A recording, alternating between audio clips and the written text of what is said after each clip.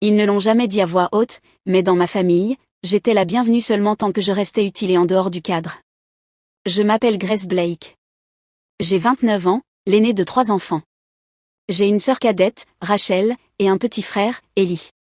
Et pendant la majeure partie de ma vie, j'ai cru que si je travaillais assez dur, si je restais silencieuse assez longtemps et si j'aidais suffisamment souvent, peut-être, juste peut-être, qu'ils me laisseraient exister dans la photo, moi aussi. Caroline, notre mère, était le genre de femme qui savait exactement quoi dire quand les gens regardaient. Elle avait un don pour dire juste ce qu'il fallait pour donner une belle image de nous.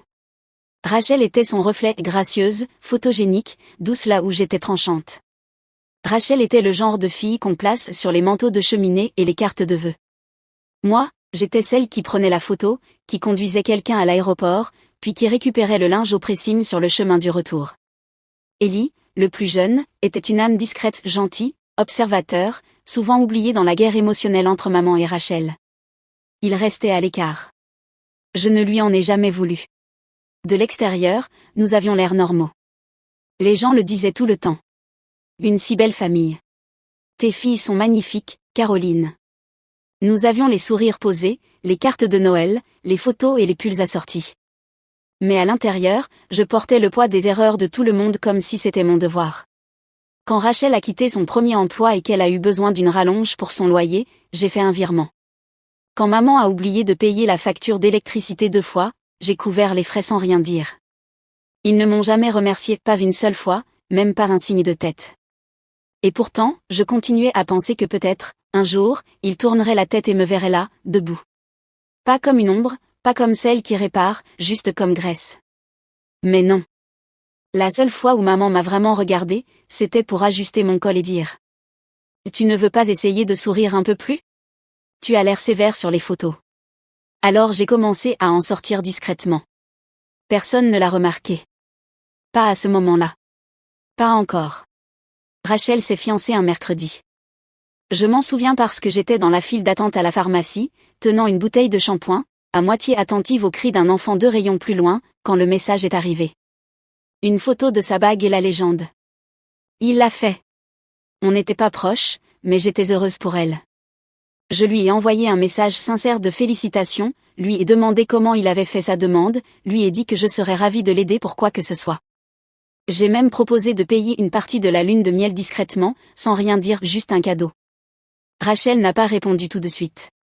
Quand elle l'a fait, c'était un seul mot. THX. J'ai laissé couler. Peut-être qu'elle était submergée.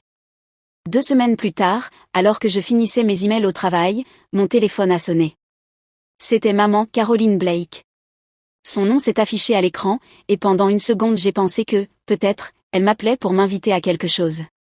J'ai décroché. Elle n'a pas dit bonjour. Elle ne pense même pas à venir au mariage. Sa voix était tranchante. Définitive. J'ai cligné des yeux. Je ne comptais pas faire un discours ni porter du blanc, maman. Je comptais juste venir. Exactement, a-t-elle dit. Puis son ton a pris cette douceur sirupeuse qu'elle utilisait toujours pour dire quelque chose de cruel. Grace, tu n'as jamais vraiment eu le bon look. On dirait toujours que tu vas à un entretien d'embauche, un mal payé, et tu rôdes. C'est perturbant. Ces mots ont glissé sous ma peau, réveillant d'un coup toutes les vieilles blessures. Puis, quelque part près d'elle, j'ai entendu la voix de Rachel légère et rieuse, comme si tout ça n'était pas réel. Et dis-lui qu'elle peut quand même envoyer un cadeau. Elle est encore bonne pour ça, non? Je n'ai pas dit grand-chose après ça. Je suis restée là, la main posée sur le bord de mon bureau. Toutes ces années, tous ces efforts, l'argent, les services rendus, les choses que je n'ai pas dites, celles que je n'ai pas demandées. Tout ça. Et maintenant, je n'avais même plus le droit de rester en arrière-plan. J'étais la tache sur leur photo parfaite, celle qu'on ne voulait pas retoucher, mais simplement effacer. Et le pire? Ils ne pensaient même pas que je remettrais ça en question. Je n'ai pas pleuré. Je n'ai pas crié. Je ne les ai pas rappelés, je n'ai pas envoyé un long message plein de colère. Je n'ai pas demandé pourquoi. Je le savais déjà. Quelque part, au fond de moi, je l'avais toujours su. À la place, j'ai souri. Le même petit sourire que je faisais au manager qui supposait que je resterais tard sans qu'on me le demande, un sourire discret, bien rodé. Le genre de sourire qui fait croire aux gens que tu t'inclines, alors qu'en fait tu es déjà parti. Ce soir-là, je me suis connectée au portail de voyage où j'avais réservé le voyage de noces de Rachel. J'avais envoyé le virement de $2000 des semaines auparavant, un cadeau silencieux que personne n'avait demandé, mais que je pensais suffisant pour enfin me tisser une place dans leur vie. Je l'ai annulé en moins de 10 secondes. Puis j'ai pris une capture d'écran. Sans légende, sans colère. Je l'ai envoyé à maman. Un instant plus tard, j'ai ajouté 4 mots. Je ne voudrais rien gâcher. Je savais qu'elle l'avait vu. Elle lit toujours ses messages, même quand elle ne répond pas. C'était la première étape. Pas une vengeance, juste une prise de distance. Ensuite, j'ai refermé mon ordinateur portable, je me suis fait un thé, et je me suis assise sur le canapé en silence. Pas un silence qui hurle ou résonne, mais un silence qui vibre doucement, comme lorsque quelque chose a enfin été déposé. Plus tard dans la soirée, j'ai ouvert un dossier que je n'avais pas touché depuis des mois, mes fichiers d'investissement. Il y a quelque temps, après que le Covid a mis à l'arrêt la moitié de l'industrie événementielle, j'avais discrètement investi dans quelques lieux en difficulté. L'un d'eux s'est démarqué, Rosehaven Estate, un kiosque blanc, des pelouses impeccables, des brunchs hors de prix. Et la dernière publication Instagram de Rachel l'avait tagué, accompagnée d'une légende surexcitée, j'ai enfin réservé le lieu de mes rêves. Je suis restée figée devant l'écran. Puis j'ai ouvert le contrat, vérifié l'adresse, consulté la note interne, confirmé mon autorité.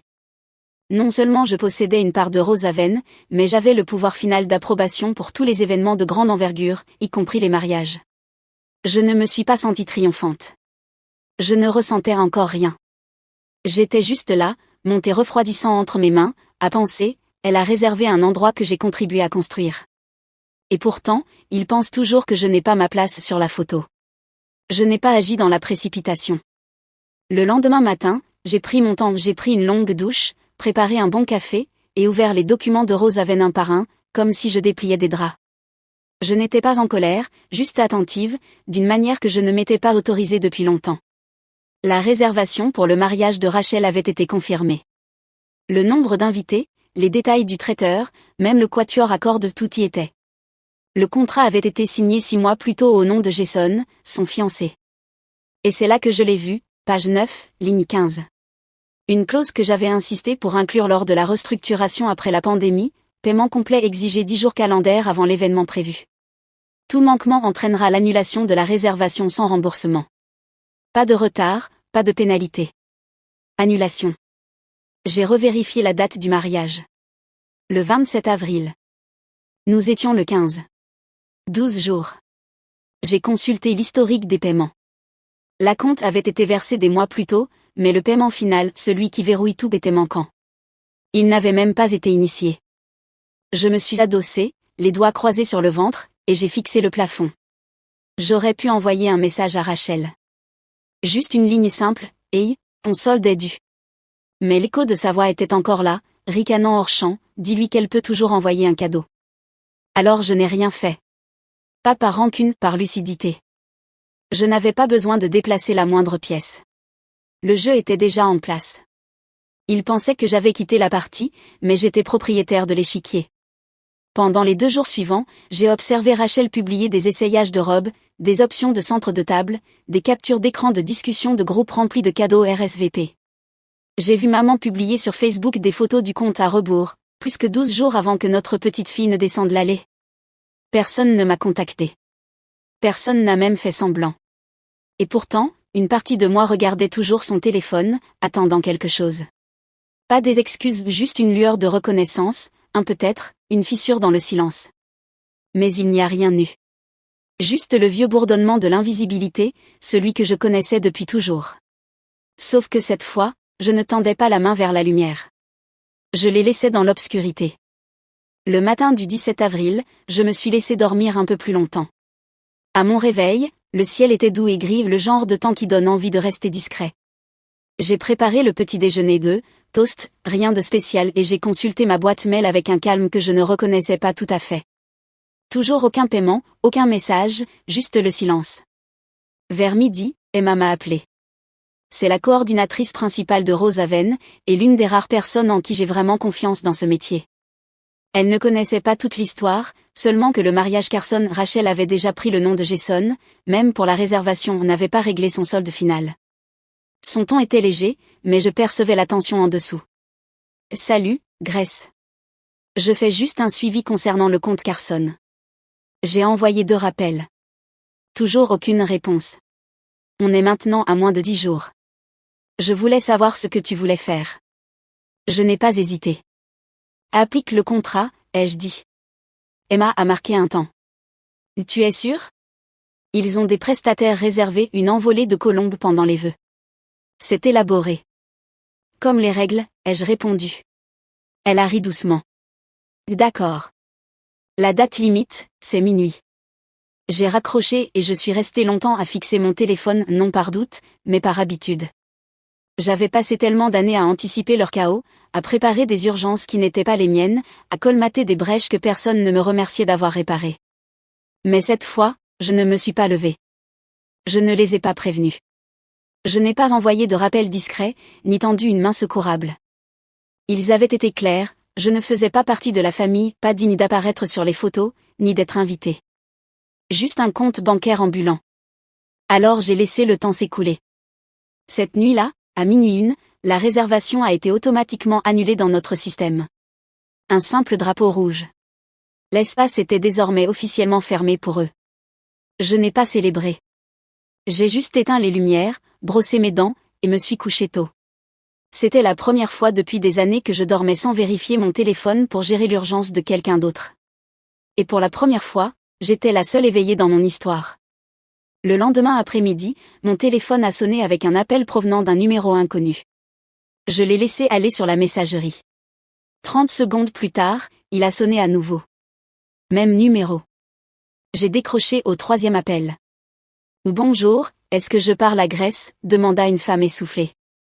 Je suis Teresa, la planificatrice de mariage de Rachel.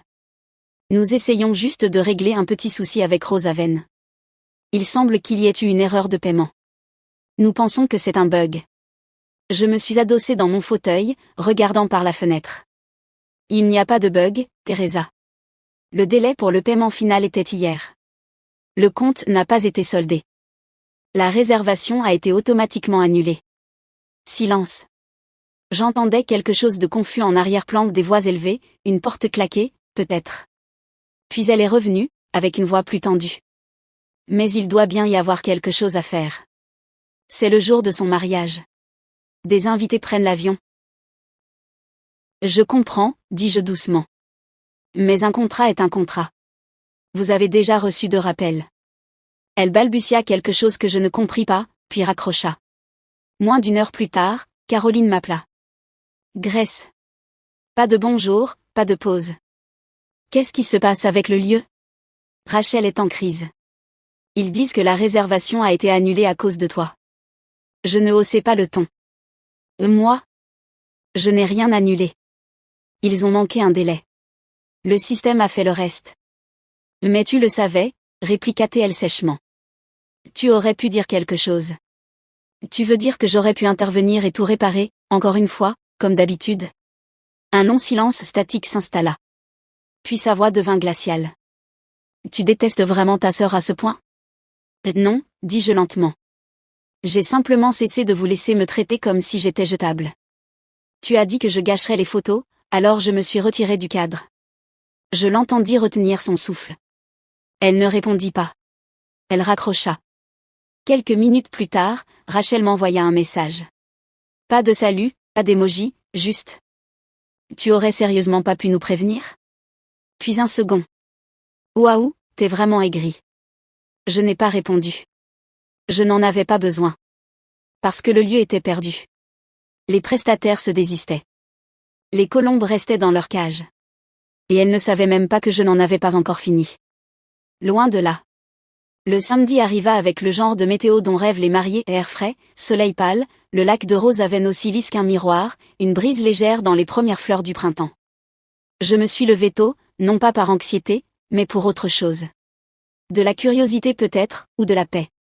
J'ai préparé du café, repassé une chemise que je ne comptais pas porter, me suis installée près de la fenêtre, les pieds repliés sous moi, et j'ai observé tout s'effondrer. Le premier poste est venu d'une demoiselle d'honneur de Rachel, un selfie, expression confuse, une vitre de voiture derrière elle. Le lieu est fermé? Personne ne répond au portail. J'ai actualisé le tag. Un autre post, un garçon d'honneur faisant les 100 pas à côté de voitures de location, une petite fille endormie sur le siège arrière, sa tiare glissant de travers. La colocataire de fac de Rachel demandant si elle ne s'était pas trompée de date. Le portail restait fermé. Personne n'avait prévenu les invités. C'était la partie à laquelle je ne m'attendais pas. Je pensais que Rachel ou maman enverrait au moins un message d'annulation de dernière minute, histoire de sauver les apparences. Mais elles ne l'ont pas fait. Elles étaient tellement certaines que quelqu'un, moi, viendrait tout arranger. Elles attendaient encore l'équipe de nettoyage. Puis vint la publication qui me fit sourire, une série de photos professionnelles postées par Emma, la coordinatrice de Rosaven. De longues tables recouvertes de nappes blanches, un bar à dessert sous une arche sur mesure, une pyramide de coupes de champagne. La légende disait: heureux d'avoir accueilli aujourd'hui un magnifique déjeuner printanier pour une équipe locale en pleine réussite. #événement privé, #luxe et entreprise, #complet. Dans un coin d'une des photos, presque hors cadre, se trouvait le panneau en bois commandé sur Etsy par Rachel. Elle l'avait fait peindre à la main, en calligraphie, pour toujours commence ici. À présent, on lisait, le succès commence ici. Je l'ai regardé longuement, le café tiède entre mes mains. Tante Lydia m'a envoyé un message cet après-midi-là. Coucou ma chérie. Je voulais juste prendre de tes nouvelles. Rachel est anéantie. Ta mère est bouleversée. J'ai fixé son message avant de répondre. Elle a dit que je gâcherais ses photos. Je l'ai prise au mot. Personne d'autre ne m'a écrit après ça. Du moins, jusqu'à ce que le groupe de discussion familiale s'illumine en soirée, pas le mien, le leur. Une cousine m'a transféré des captures d'écran. Maman accusait Emma, le lieu, et même Mercure rétrograde. Rachel ajoutait son poison habituel. Elle a toujours été jalouse. Celle-là m'a touchée. Pas comme une gifle, comme un soupir. Jalouse de quoi? De toujours rester derrière l'objectif? D'être effacée et priée de sourire? Non, je n'étais pas jalouse. J'en avais juste fini. Elle s'est pointée le lendemain matin. Sans prévenir, sans message, juste 3 coups secs à la porte, comme si elle exigeait quelque chose. Quand j'ai ouvert, Caroline Blake se tenait là, essoufflée, blazer froissé, mascara figé dans les plis sous ses yeux. Tu penses que ça prouve quelque chose, siffla-t-elle. Je n'ai pas scié. Non, dis-je. Je le sais. Elle me fixait, attendant la version de Grace dont elle se souvenait, celle qui s'excusait de respirer trop fort, celle qui nettoyait les dégâts avant qu'on le lui demande. Mais cette version-là n'ouvrait plus la porte. Tu as humilié ta sœur. Je l'ai regardée longuement. Elle me paraissait plus petite qu'avant. Pas physiquement, juste moins imposante. Elle m'a humiliée, dis-je. Toi aussi, pendant des années. Elle ouvrit la bouche, peut-être pour nier. Je ne lui ai pas laissé l'espace. J'ai acheté le lieu. J'ai payé la lune de miel. J'ai couvert des factures que tu n'as jamais reconnu avoir oubliées. J'ai porté cette famille si discrètement que vous avez tous oublié que ça pesait. Sa mâchoire se crispa. Ce n'était pas notre intention? Vous l'avez toujours voulu, l'interrompis-je. Chaque fois que vous m'avez exclu du cadre, chaque fois que vous avez fait semblant que je ne valais même pas la peine qu'on se tienne à côté de moi. Vous n'avez simplement jamais imaginé que j'arrêterais de venir. Elle fit un pas en avant, comme si elle allait protester, comme si elle avait préparé un discours. Je ne lui ai pas laissé l'occasion. Tu as dit que je gâcherais les photos, alors je me suis retirée. Et ensuite, j'ai pris le cadre. Elle resta là, tremblante, mais rien ne vint. Pas d'excuses, pas de moment en larmes, juste le silence. Finalement, j'ajoutai une dernière chose, pas avec amertume, ni agressivité, juste la vérité. Tu peux dire à Rachel que je ne suis pas en colère. Je suis libre. C'est un meilleur cadeau que tout ce qu'il y avait sur sa liste de mariage. Puis j'ai refermé la porte doucement. Pas de claquement, pas de mot final. Juste le clic discret de quelque chose qui s'achève. Un mois passa, puis 2. Aucun appel, aucun rameau d'olivier, aucune révélation soudaine. Et c'était très bien ainsi. J'ai commencé à dîner avec Ellie 2 fois par semaine, juste nous deux. Pas de tension, pas de spectacle. On parlait de travail, de films, de choses qu'on avait manquées dans la vie de l'autre. Parfois, on riait même de « la grande catastrophe du mariage », comme il avait discrètement commencé à l'appeler. Il m'avait appelé le lendemain du retrait du fond de lune de miel. S'ils font comme si tu n'existais pas, m'avait-il dit, alors moi, je ne vais pas faire semblant qu'ils sont des saints. Il n'a jamais haussé le ton, jamais pris parti, il a juste été là. Et c'était suffisant. De temps en temps, je recevais un message discret de quelqu'un qui avait assisté à l'événement, un cousin, un ancien voisin, un prestataire.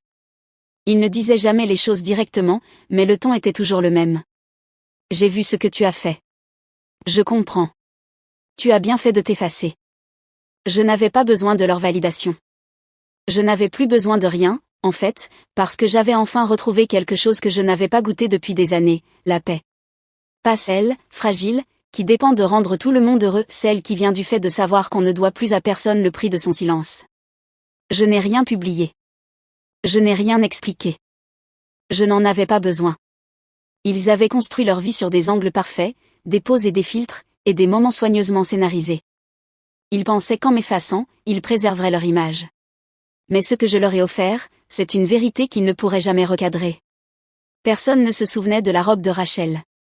On se souvenait d'avoir attendu en talons devant un portail verrouillé. On se souvenait des coupes de champagne servies à des inconnus.